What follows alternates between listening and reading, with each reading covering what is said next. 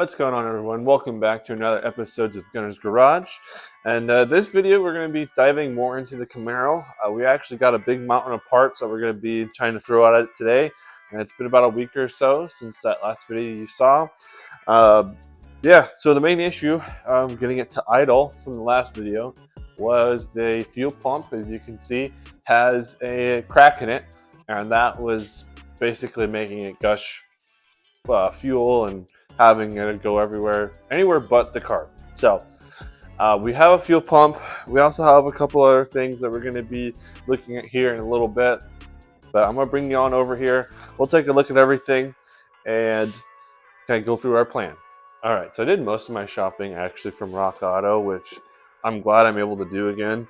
Back when I had the Miata and whatnot, there were still some parts available on there, but I feel like Rock Auto is definitely aimed more towards domestic vehicles. So just kind of throwing that out there, it was a lot easier and cheaper to find parts for this than a Miata or Subaru or what have it.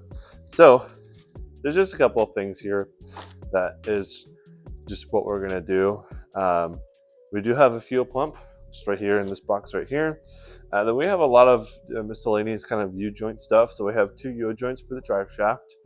I do have a new yoke for the differential, and that was the part that I was missing last time. So this is going to basically make it so we can connect the drive shaft to the differential, and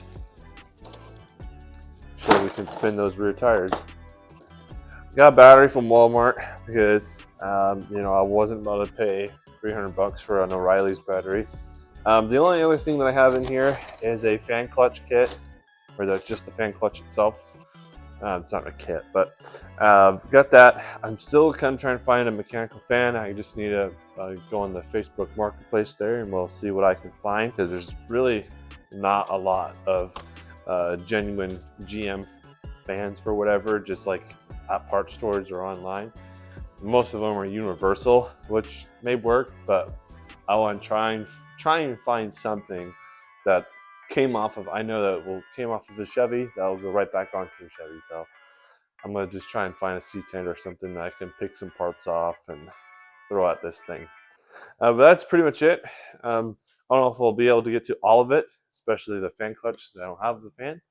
But we're going to blast the fuel pump in, hook the battery up to it, crank on it, and basically just see what happens. I don't really have like a plan, but that is where we're going to start. So let's hop into it.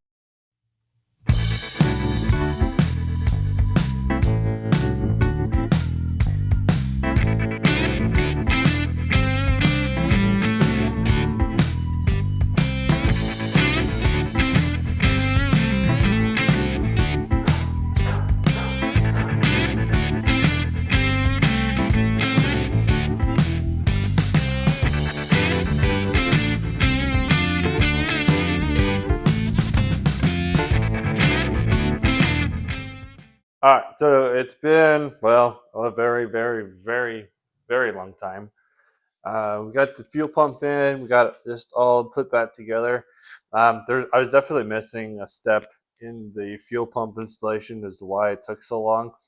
I didn't really realize how a mechanical fuel pump worked, and the best way to go about it, or the best way to describe how it works, is if you're working like just like a standard well in the ground, you're pumping, that kind of action. It just never occurred to me that how that works.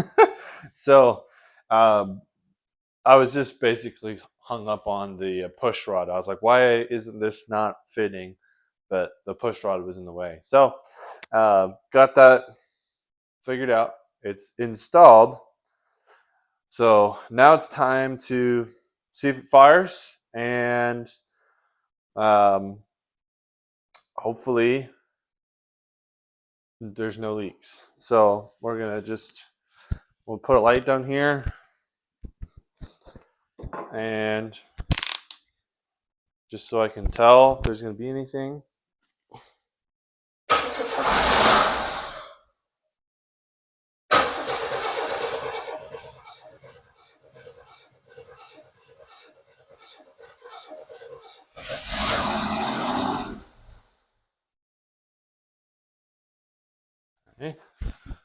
we have any leaks? Not seeing any leaks. Hearing the radiator.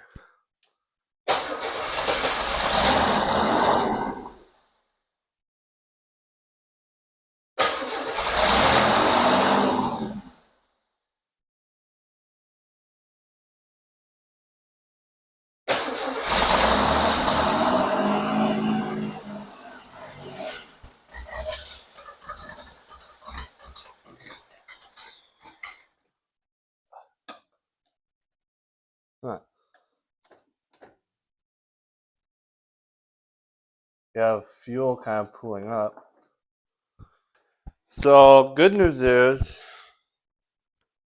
no leaks. Bad news is I don't know what's with all this fuel pooling up on the carb here. Oh.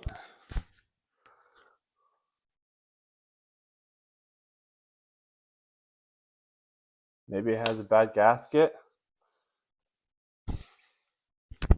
I'm not really too sure.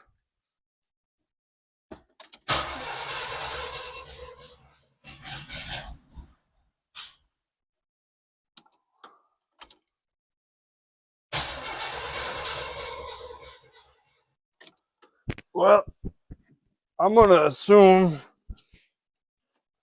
that maybe flooded. Don't really want to just kill the battery.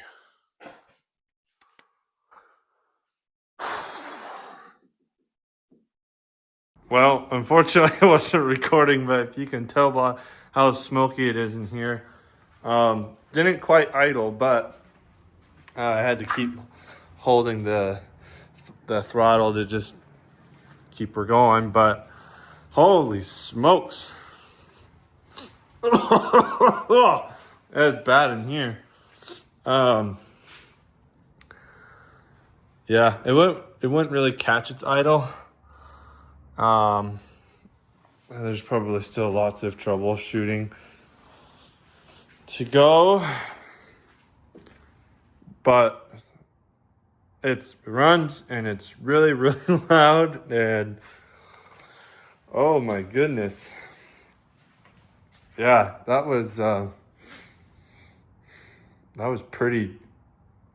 quite the sight. Yeah, I need to just, it's getting late and I don't want to keep monkeying around. Like it's pretty late outside, but that's the longest it's ran. But I'm not seeing anything like crazy. The fuel pump works, so that's good. We can kind of kick that off the list there. But I do need to see when I get more time what in the world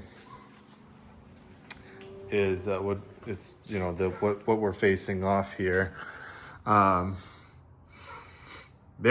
but yeah, it runs barely, but but it definitely runs. So let me see. Didn't get anything through there. Yeah, nothing got like hot or anything like that. Yeah.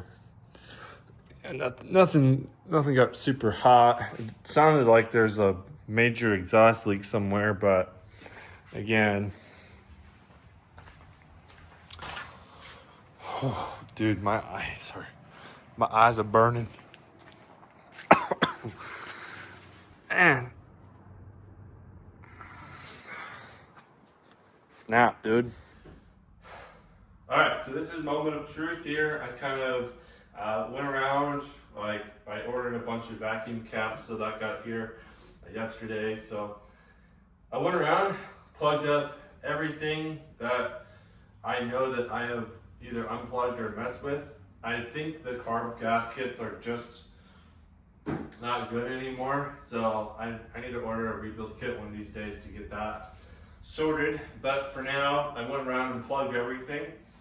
Because I'm just trying to think maybe it's vacuum that is causing a poor idle, or it to not even really idle. So I think now that we kind of have fuel delivery taken care of, we're going to try and see what happens here. I don't really have a plan. I don't have any game plan or anything, but this is going to be firing, and hopefully it kind of catches idle. I don't want to completely drain my battery, but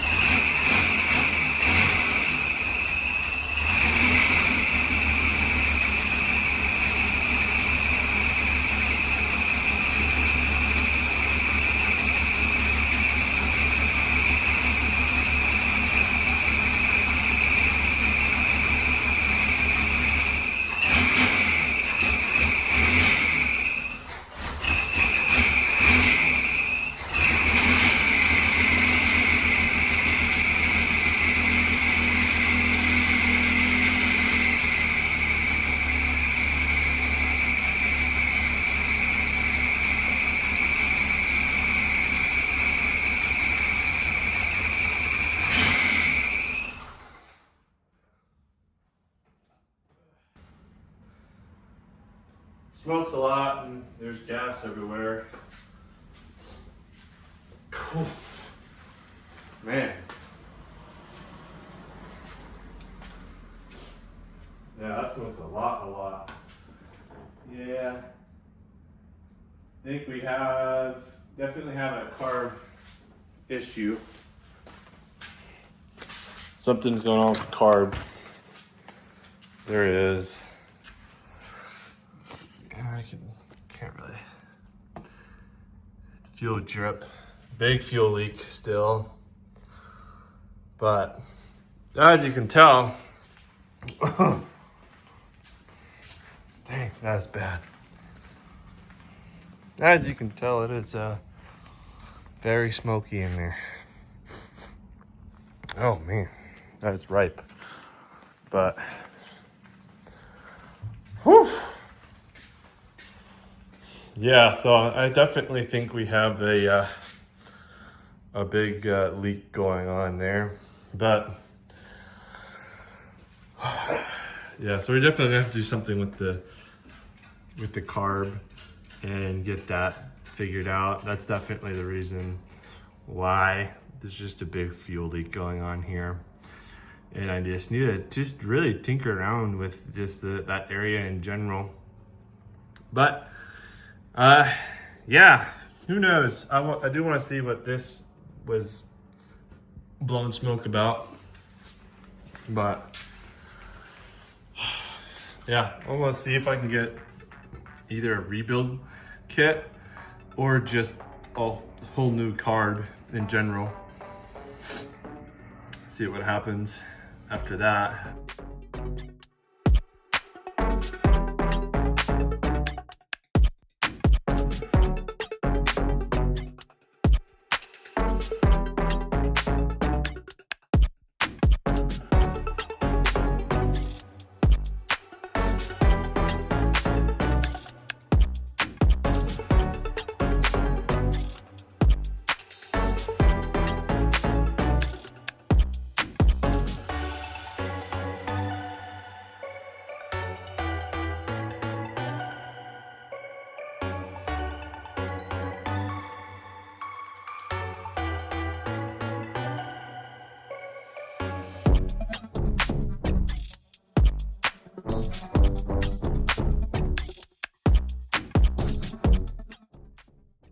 Welcome to Late Nights in Gunnar's Garage. Just kidding. This is Gunnar from the future, actually.